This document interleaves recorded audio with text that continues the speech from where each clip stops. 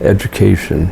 Basically for me from the very beginning, it's what can I do to share knowledge, the limited knowledge that I have, in a good way so that people around me hear and understand. Whether they agree with it or not, it's up to them, but at least so that they hear it and understand it, and then make life choices. And that's for all of us, because we're all ignorant. We all have knowledge. So what can I do through IIA and, as a human being, personally and professionally, to help educate people, Indian and non-Indian, about who we are, North Pole to South Pole. Historically, there have been a lot of things written about the problems. Technology allows us to hear a lot about the problems around these different parts of the Americas. What I struggle with and try and dig and find and publish are the good stories. When I had my knee replaced, well, I went in again to get checked out last week. And the young woman that came in was from Gallup, and I looked at her and I thought, she's Dene, she's Navajo. So I asked her, where she was from. She said Gallup. I said, oh, so you're Dene. And, her eyes got kind of big. I said, well, I'm Apache. I said, and so it made me so proud and happy to see one of our young women who's in medical school, who's doing something for herself. She's from a single parent home. She has moved her mom into Albuquerque so that they can live together, and her mom can help her do whatever at home while she's in medical school. And I told her about IIA. I said, you are the kind of young person, woman in this case, that I'm always looking for, and we're always looking for, because, yours is such an incredible story.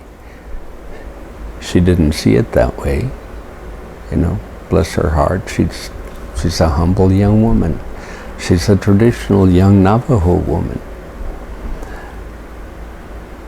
But those are also the kind of stories that I and we are always looking for. And IIA for me is a dream that I've had for many, many years. I've known Annette for a long time.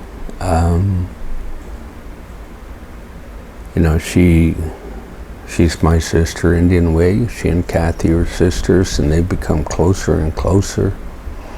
Our children have been around each other a long time, since they were in the womb. So what can I do to help us as Native people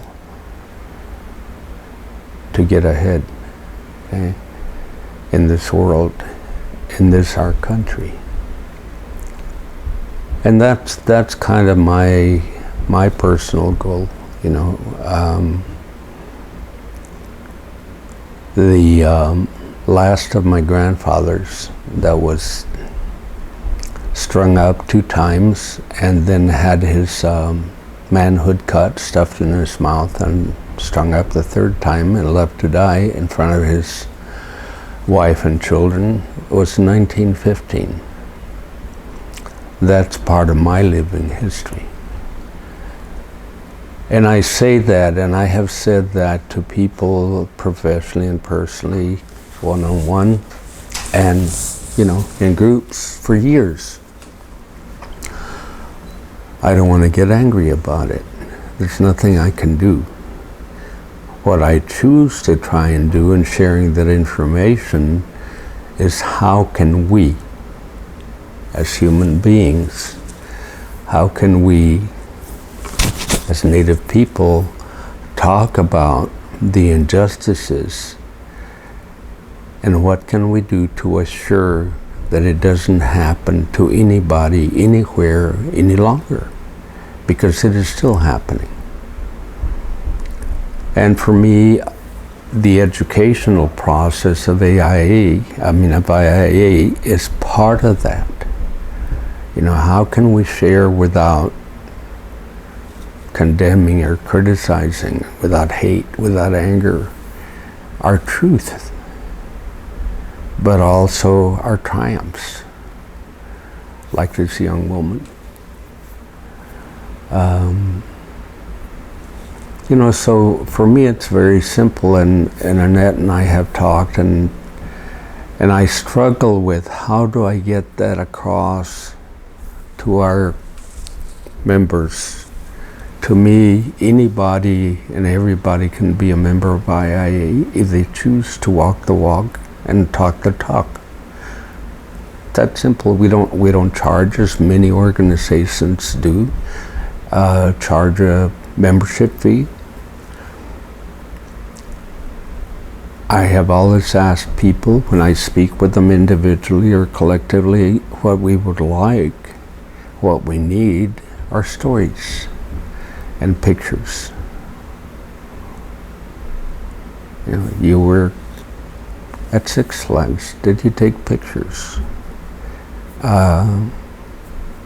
Is there something that you would like to share with us in the form of a picture or pictures and one or two short paragraphs? Why?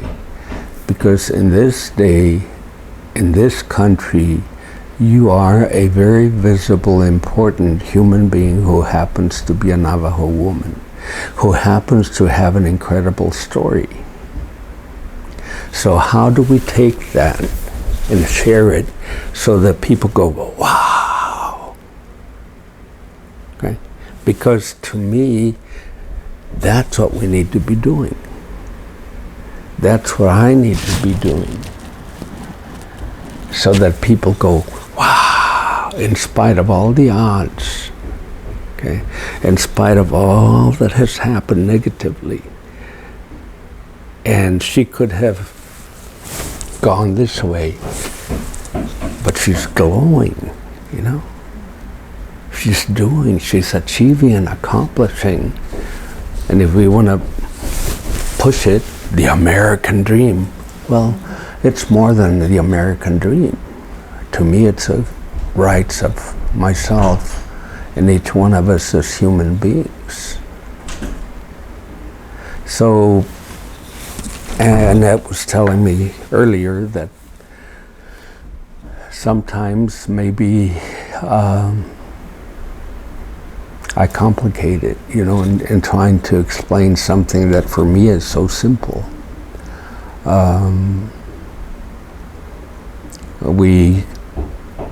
I'm sure it's still there, but back in the 80s, one of my favorite stories, and you know, it still is today,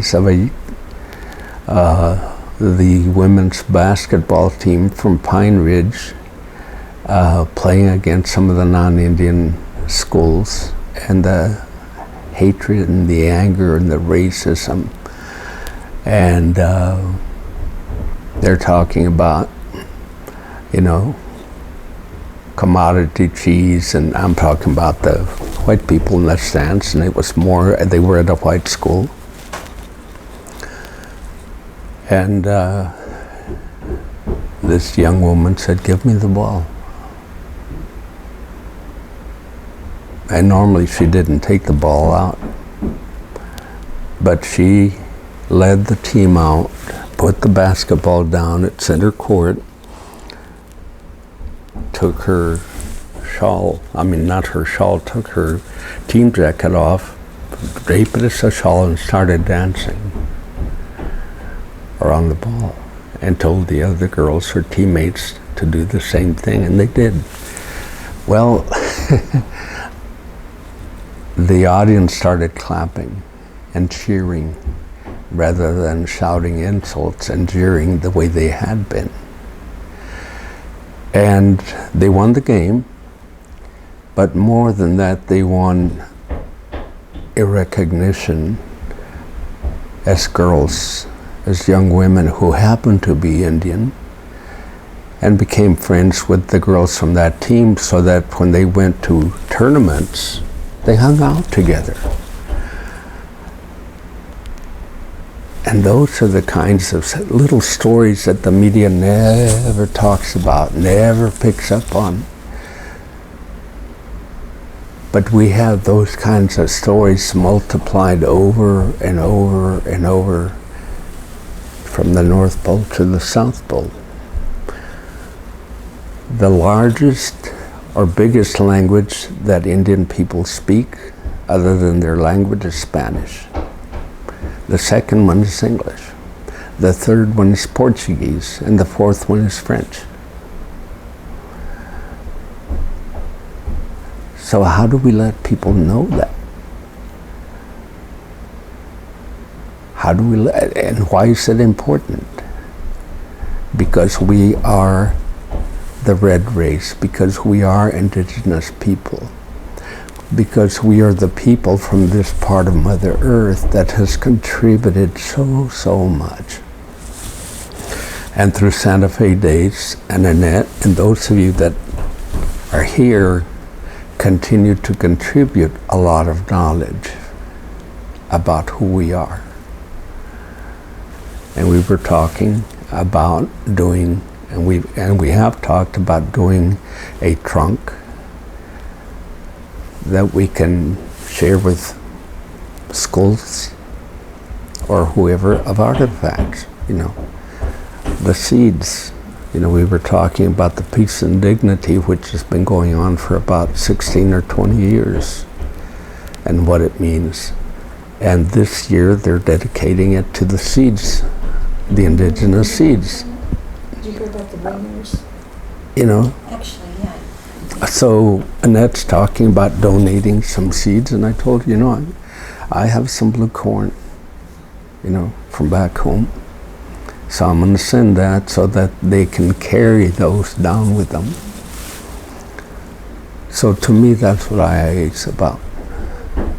It's a constant education of sharing and learning, because every person I meet has a story. Every person I meet has a story.